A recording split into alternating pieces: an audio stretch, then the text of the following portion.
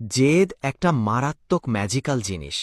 আপনি কল্পনাও করতে পারবেন না একটা মানুষের পজিটিভ জেদ তাকে দিয়ে কি কি করাতে পারে। আপনি কাউকে একবার খাবার নিয়ে খোঁটা দিন, দেখবেন সে পরবর্তীতে না খেয়ে থাকতে পারে, কিন্তু আপনার কাছে আর কখনো খাবার চাইবে না।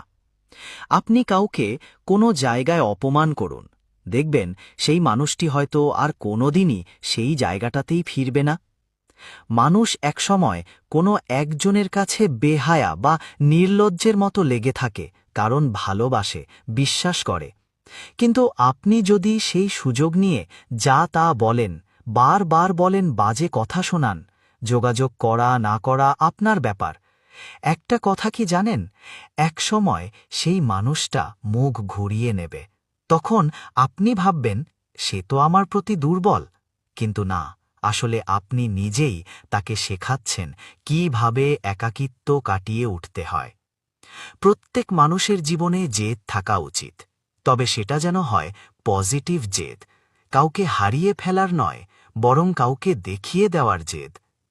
যে জেদ বলে আমিও পারি, নিজেকে প্রমাণ করার, নিজের শক্তিকে চিনে নেওয়ার জেদ, কাউকে ছাড়া একা থাকার, অবহেলিত স্থান থেকে নিজেকে ফিরিয়ে আনার। কিছু ব্যথা মানুষকে মারে না, বদলে দেয়। মানুষের জেদের জন্ম হয় হঠাৎ করে না, জন্ম হয় ধীরে ধীরে, অভিমান জমতে জমতে, একটি কথা, একটি আচরণ বারবার হৃদয়ে খোঁচা দিতে দিতে। যেদিন কোনো মানুষ বুঝে যায় যে তার কান্নার মূল্য নেই, যে তার অপেক্ষা কারো কাছে গুরুত্বহীন, যে তার ভালোবাসা বারবার অপমানিত হচ্ছে, ঠিক সেই দিনই তার ভিতরে একটি আগুনের মতো জেদ তৈরি হয়। এ জেদ প্রতিশোধের নয়, এ জেদ কারো কাছে প্রমাণ করার নয়, এ জেদ হল নিজেকে আবার খুঁজে পাওয়ার।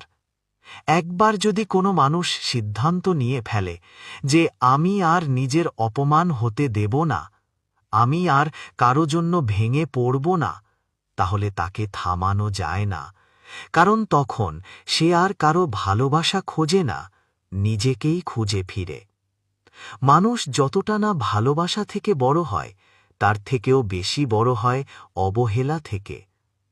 একসময় যে মানুষটা আপনাকে দেখলে হাসত, ঘণ্টার পর ঘণ্টা কথা বলতো, আশা নিয়ে অপেক্ষা করত, আপনারই আচরণ তাকে শেখায় কিভাবে নিঃশব্দ হয়ে যেতে হয়, কিভাবে চোখের পানি গিলে ফেলে শক্ত থাকতে হয়। আপনি ভাববেন